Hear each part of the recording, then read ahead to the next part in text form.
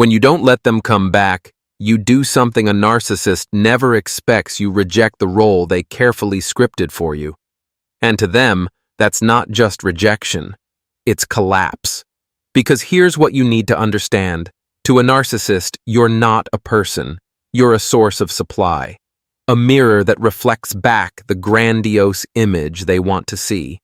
When you stop playing that part, when you stop reacting, stop hurting, stop calling in tears, to them it's a crisis of control, the first reaction. They lose it in silence. Outwardly, they may seem fine, but inside a storm is brewing. They cannot believe that you, the one who used to endure, who used to come back after every betrayal, could suddenly be strong enough to shut the door for good. They won't admit it, of course. Instead, they craft a convenient narrative. You must have someone else. In the narcissist's mind, there is no space for the idea that you left for a valid reason. Your refusal must mean someone new has taken their place. And from that flawed assumption, a toxic chain reaction begins. They start looking for ways to infiltrate your life again. They may not say it outright, but the behavior begins: midnight texts, pretending to be accidental missed calls, liking old photos, or worse, suddenly showing up at your job or familiar places you frequent. None of this is by chance. It's a calculated reminder I'm still here. I can still reach you whenever I want. They don't need your love. They need your reaction. Whether it's anger, fear, or sadness, any emotion means they still exist in your world. Some might say, just block them. But here's the thing. A narcissist doesn't give up that easily. They'll use another number, another account, even mutual friends or family to reach you. This isn't about love. It's about their fragile ego being wounded. You didn't just leave them. You made them feel invisible. And to someone who survives on attention, that's unbearable. But here's the twist. Some narcissists won't react at all. They'll retreat, go silent, and make no effort to win you back. Don't be fooled. That's part of their game, the reverse discard. They wanted you to walk away. That way they get to play the perfect victim. I tried everything, but they gave up on me. And armed with that excuse, they can jump into a new relationship immediately, guilt-free, leaving you feeling discarded and easily replaced. If you don't recognize this strategy, you might spiral into regret, guilt, even a desire to go back and fix something you didn't break. That's the trap. You take responsibility for the damage they caused, and the cycle begins again. But not this time. Today, you're stepping out of that loop. You're watching this video not because you're weak, but because you're reclaiming the power that was taken from you. And the first step to reclaiming that power is understanding how their mind works. We're just getting started. In the next part, I'll show you the most manipulative comeback tactics narcissists use, and why their apologies are almost never what they seem. Stick around until the end of this video, because what you're about to learn could be the turning point that sets you free.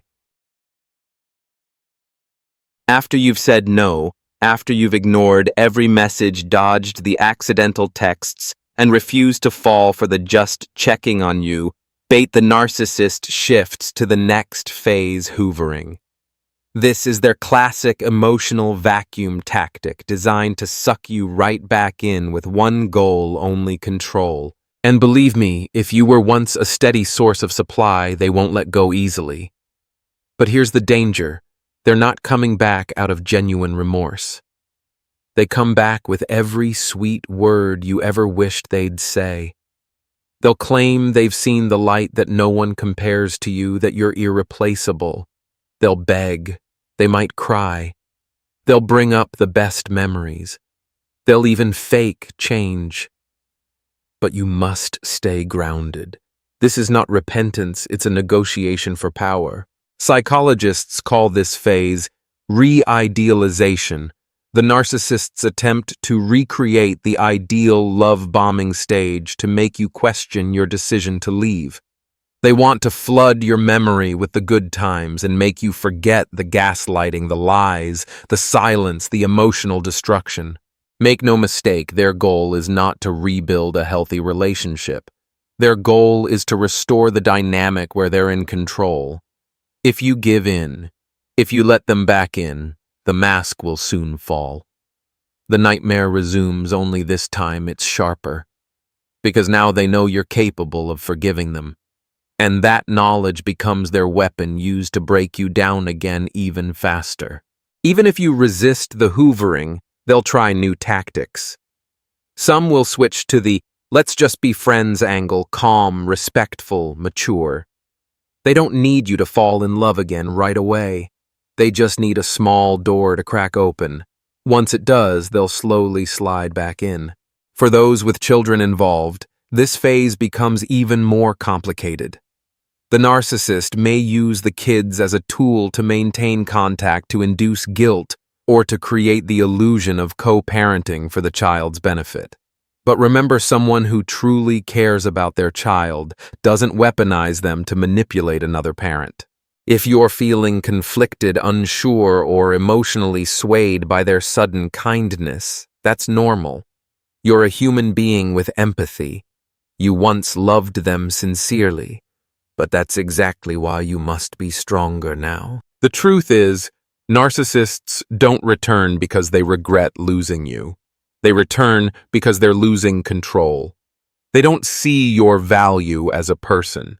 They see the loss of a role, the role you once played in feeding their fragile ego.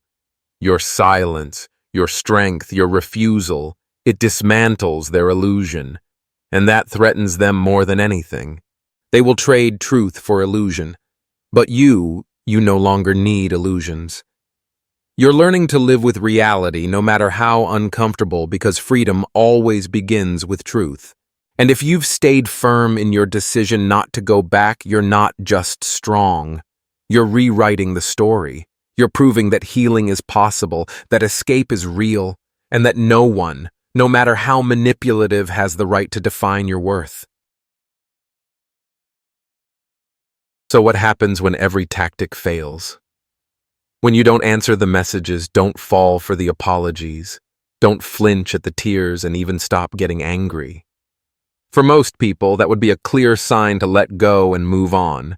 But for a narcissist, it's disaster. When there's no more emotional bait to manipulate, the narcissist enters what psychologists refer to as ego collapse, the crumbling of the false self. They've lost the mirror that once reflected back the grandiose image they clung to. And to them, that's an unforgivable humiliation. They can't handle the fact that you're living well without them, that you don't need them, that you're no longer afraid. At this stage, two paths often unfold. First, they become extreme. They might threaten legal action, spread lies, or try to ruin your reputation. They may bait you into conflict, provoke you into reacting, anything to make you break the silence. Because again, to them, your indifference is the harshest sentence of all. The second path, and it's just as dangerous, is the image reinvention. They start building a new version of themselves in public, kinder, more spiritual, more inspirational. They flaunt a new relationship. They post about healing and self-growth. They quote motivational lines on social media. But the truth, they're not healing. They're performing, and the audience is you. They want you to see it and second-guess everything. Was I the problem? They want you to wonder, how did they change so quickly? But don't fall for it. This is a calculated image reset to regain public control and maybe to lure you back through guilt or self-doubt. If that doesn't work, some narcissists resort to covert attacks. They begin smearing your name to mutual friends, to family, even to their new partner. They'll tell a twisted version of events where they are the victim and you are the cruel one. They might even weaponize your past using bits of truth distorted into painful lies. But here's what you must remember. None of this reflects who you are. It reflects who they are. The more silent you are, the more power you take back. The more you refuse to engage, the more they're forced to face the void you left behind. And that's exactly what they can't handle. You might hear rumors, you might feel judged, you might sense people looking at you differently. But don't let any of it pull you back into the old cycle. Don't let your empathy become your weakness, not again. Because what you're doing now is the very thing they fear most. You're living without them. You're reclaiming your mind, your peace, your future. And the most powerful part, you don't need revenge. Because the life you're building free of manipulation, chaos, and deception is something they'll never truly know. In the next and final section, I'll walk you through how to protect yourself fully, emotionally, legally, and psychologically, so you never fall into this trap again. Stay with me until the end of the video. What comes next isn't just truth, it's liberation. And as I mentioned earlier, what terrifies a narcissist the most isn't your accusations, and it isn't your anger, it's your silence. It's your lack of response. It's the fact that you no longer need them, no longer allow them to exist in your inner world. But to truly reach that state of peace, it takes more than just blocking their number or avoiding their presence. You have to build a solid emotional defense system from the inside out. Because the truth is this, the wounds they leave behind aren't just in what they did, they're in how they made you feel about yourself. And if those wounds aren't healed, you might walk away from them physically, but mentally, you'll still belong to them. As I mentioned earlier, the thing a narcissist fears most isn't your anger or your accusations, it's your silence. It's the fact that you no longer react, that you no longer need them, that they no longer exist inside your emotional world. But achieving that kind of peace takes more than just blocking their number or staying physically distant. It requires building a strong internal defense system, one rooted in emotional clarity and self-awareness. True emotional protection starts not by suppressing pain, but by acknowledging it honestly. You may still miss them. You may still feel hurt. You might even question your decision to walk away. That doesn't make you weak. On the contrary, it means you have the capacity to feel, and that alone sets you apart from them. Don't silence your emotions. Let them speak. Write them down. Share them with someone safe. Let them flow through you instead of burying them beneath forced strength. Pain loses its power when it's allowed to move. But here's something essential to remember. Your emotions are not commands. One of the narcissist's most insidious tactics is making you believe that every emotion is a call to action. That if you feel sad, you must call them. If you feel conflicted, you must respond. If you feel guilt, you must give them one more chance. But emotions are data, not directives. You can feel devastated and still choose not to reach out. You can miss them and still choose silence. That is true emotional mastery. With that awareness, it's time to build boundaries on the inside, not just on the outside. Maybe you've already cut off contact. But if you're still letting them occupy space in your mind, they're still in control.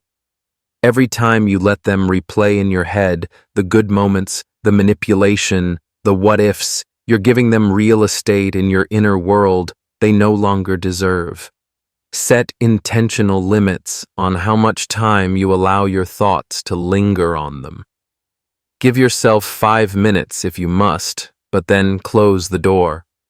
Don't let them sneak in every time your mind gets quiet. Next, it's time to rewrite the script of how you talk to yourself. After leaving a narcissistic relationship, you may carry a distorted inner voice, questioning yourself with thoughts like, "Was I too sensitive?" or "Maybe I should have been more patient." But ask yourself, where did those doubts come from? Chances are they were planted by the very person who broke you. And now it's time to uproot them. Replace them with truth. Speak to yourself with compassion and power. I deserve peace. I am enough. Leaving was strength, not failure. Finally, one of the most vital emotional skills you can learn is this: sitting still with your pain. Don't rush to fill the void with a new relationship. Don't search for validation in someone else's approval. Don't numb your heart with distractions, work, or constant scrolling. The only way through is through. And when you let yourself feel the full weight of that grief, something powerful happens. You realize that pain doesn't destroy you. It awakens you, it sharpens you, and eventually it frees you.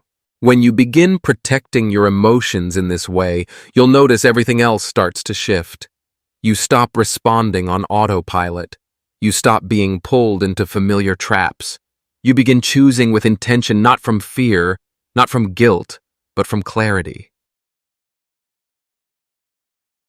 Once you've begun building that internal emotional defense, once you understand that emotions don't require reactions, once you've learned to sit with the pain, once you've drawn boundaries inside your own mind, you'll start to feel your power returning.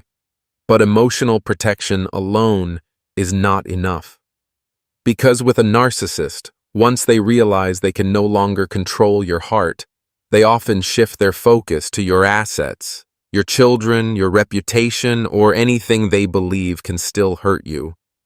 And that's why you need to establish legal protection. Remember this. A narcissist doesn't fight for justice, they fight for control. And they'll have no problem using the legal system as a weapon, not a pursuit of fairness. If you share children with them, there's a very high chance they'll use the child as a tool to maintain contact or apply pressure. They may threaten to seek full custody not out of care, but because they know it's your greatest vulnerability. They understand that just the suggestion of taking the kids away is enough to trigger fear and defensiveness. It's a common tactic attack to provoke a reaction. That's why your first step should be to document everything. Keep text messages, emails, voicemails, record calls if your local laws allow it. Save anything that shows threats, manipulation, emotional abuse, or even unwanted visits. What may seem insignificant, a disrespectful message, a veiled threat, an uninvited appearance at your home could become crucial pieces of evidence if legal action becomes necessary. Next, be proactive and seek legal advice earlier than you think necessary. Don't wait until the situation spirals. An attorney experienced in emotional abuse or narcissistic dynamics can help you build your case, understand your rights, and prepare compelling evidence. Don't wait until you're on the defensive to act. With someone who thrives on manipulation, preemptive strategy is your best protection.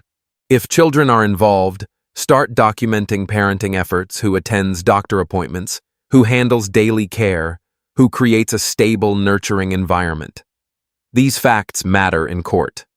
A narcissist may show up in court and act like the perfect loving parent, but if you come with clear records, consistent behavior, and a narrative that supports your child's well-being, you shift the power dynamic in your favor.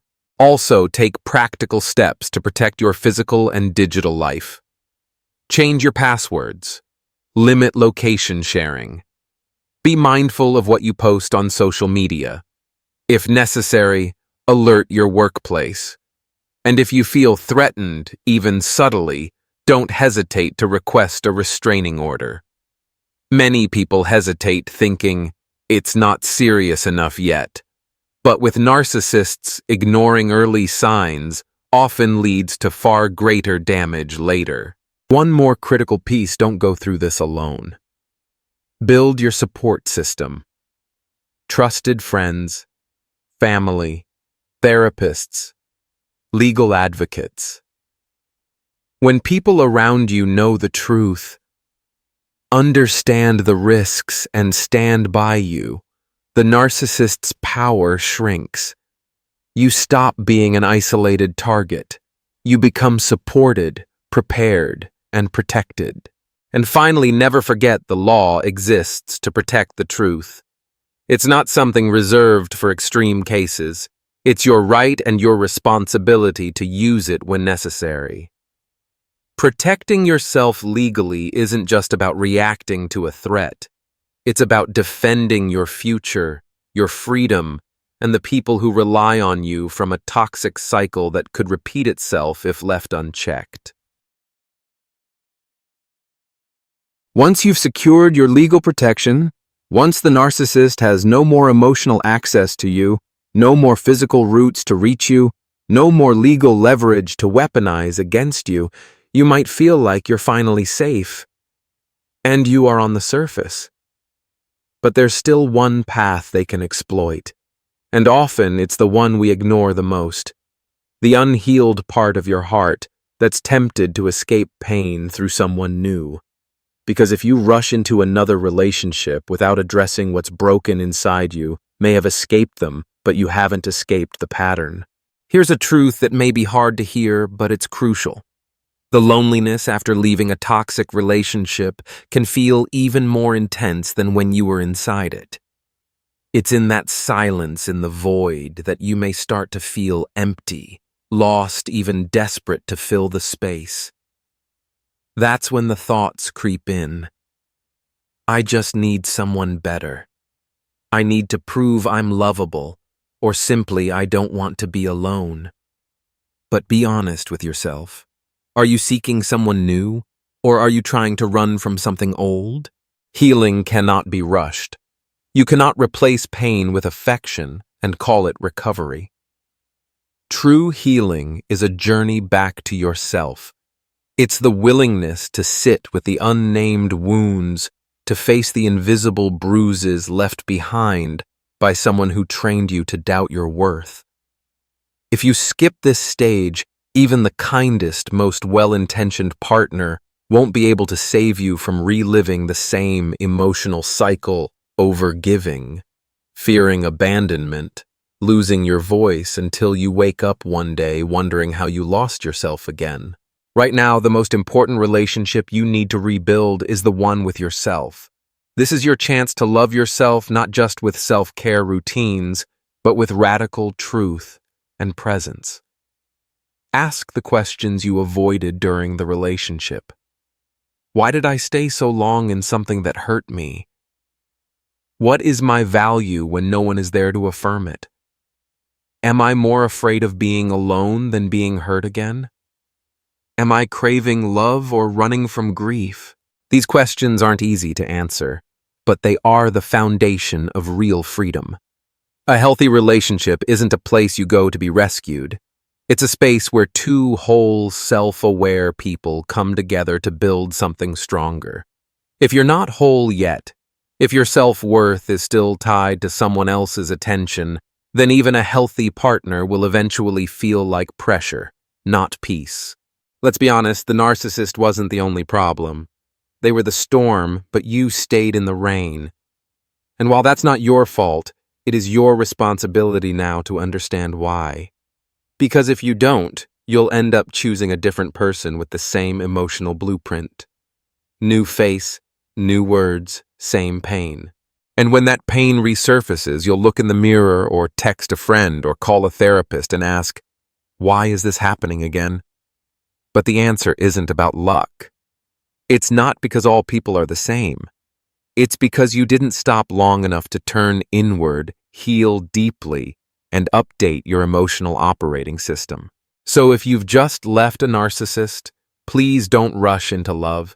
Don't reach for someone new to silence the echoes of your past. Instead, take time. Take months, not days. Go to therapy. Read books. Journal. Move your body. Build a spiritual practice. Redesign your life on your own terms. Learn to feel at peace with your own presence, because that's how you'll know you're no longer a hostage to your need for validation. You've become whole. And from that place of wholeness, one day you'll meet someone not because you need them, but because you choose them. Not to rescue you, but to walk beside you. Not to fix your heart, but to meet it fully, freely, honestly. And after everything, After you've built your emotional boundaries, secured your legal defenses, and resisted the temptation to leap into a new relationship just to soothe the ache, there's still one final critical step you must take. Slam the door shut to the past, even if it hurts, even if you still carry lingering memories, even if part of you still wonders, what if that door must be shut, sealed and locked? Because with a narcissist, even the tiniest crack is an invitation. And if they get through the cycle, will repeat, and this time you'll lose even more. Don't ever believe that time will make them forget you. For narcissists, time doesn't dull their attachment. It intensifies their hunger for power. They can go silent for a year, 5 years, even 10. Then one day, out of nowhere, you receive a text. Just checking in. Hope you're okay. It's not concern. It's a test. It's a knock on the door to see if it's still open. And if you respond, even with a polite thanks or a quick like on social media, you've just turned the doorknob they were waiting for. To a narcissist, nothing is ever truly over. In their mind, you are not a sovereign human being with autonomy. You're a possession, a former source of validation, control, and emotional fuel. And like any addict, they will return to the places that once fed them. It doesn't matter if they're living with someone else, posting happy pictures with a new partner, even married with kids. Don't be fooled. You are never truly off their radar. Here's a hard truth. If you were once a strong source of narcissistic supply, they will never stop plotting how to get you back. Which means you must not just walk away, you must vanish from their emotional landscape. No texts, no explanations, no just being polite, no checking their profile, no watching their new relationship unfold, no holding on to relics from the past. Every trace you leave behind is an emotional hook, and you deserve to be free of all of it. Many people fall into the trap of thinking, we can just be friends. They believe that because they've grown, they can now manage the relationship from a safe distance. But understand this, you may have changed. The narcissist hasn't. To them, friendship is a strategy, a backdoor, a slow re-entry into your life. They'll be patient, charming, even spiritual, all while watching and waiting for the moment your guard drops. And then they'll return to form extracting, manipulating, dominating until you no longer recognize yourself. There is no pure kindness from someone who once shattered your soul. You owe them nothing, not a hello, not a happy birthday, not the illusion of closure. What you owe is to yourself, your peace, your sanity, your forward-moving life without their shadow in it. And if you're wondering, am I being too extreme? Just think back to the last time you gave them another chance. Remember that hollow feeling, that confusion, that loss of trust in your own judgment. Do you really want to walk through that door again just because you hesitated? You don't need another lesson to know they haven't changed. They've only changed strategies. This time they'll be gentler, more polished, more convincing. But their motives are the same, to regain control. Siphon your energy and tangle your emotions until you lose yourself all over again. So slam the door. Don't just close it. Slam it. Don't leave the latch hanging. Remove the handle if you must. Don't let anything, not an unfinished conversation, not a final word unsaid, not even a faded memory become the bridge that leads you back. You don't need their answers. You need your peace. Only when you dare to cut the cord completely can you truly step into your future not as someone broken or defensive, but as someone whole. Someone who no longer loves to be seen, but loves to see themselves. Someone who no longer forgives to survive, but forgives to move forward. Someone who doesn't live to prove anything, but lives to be free. And that right there is true freedom. Not when the narcissist disappears, but when you no longer keep the door open in case they return. There are no standing ovations for the one who walks away. No fireworks for the heart that quietly stitches itself back together in the dark. No applause for the silent decision to close the door and never look back. But it's those quiet, uncelebrated choices that often change your life the most. You didn't go back, not out of hatred, not to win, but because deep inside you knew that staying meant losing yourself all over again, and this time you weren't willing to pay that price. That wasn't an act of escape. It was the act of someone who finally dared to step out of a cage that had always been open, but was locked by habit and illusion. You don't need a beautiful ending. You don't need closure. You don't need all the answers to move on. Because the truth is, some stories don't need to end with a hug or a civilized conversation. Some stories just need to end. Not everything that hurts deserves to be explained. Some things need to be left behind, not because they didn't matter, but because they hurt too much to carry forward. Not going back doesn't mean you didn't love. It doesn't mean you lack forgiveness. It simply means you've grown enough to know that love shouldn't be a test of survival. It shouldn't make you choose between your compassion and your self-respect. Maybe you still miss them. Maybe their face still shows up in your dreams. Maybe an old song still catches you off guard on the street. That doesn't mean you're weak. It just means you once loved someone with all your heart, and now you're learning how to love yourself with even more clarity.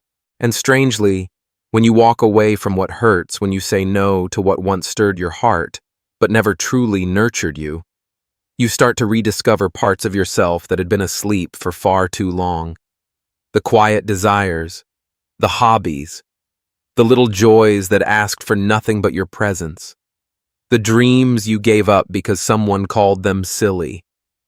All of it starts to come alive again, gently, slowly, but surely. You don't have to become the loud, fierce version of healing the internet tries to sell you. You don't need to look like you've moved on. You just need to wake up each day and find that your heart is no longer held hostage. That you can work, eat, rest, and breathe without guilt. That you can smile even if it's through tears.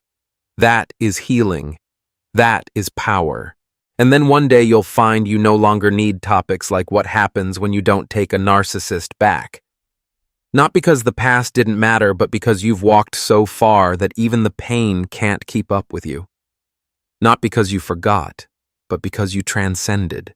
Not through revenge, not through confrontation, but by living a life so whole, so grounded, so peaceful, that there's nothing left to say. That's how you win. That's how you're free.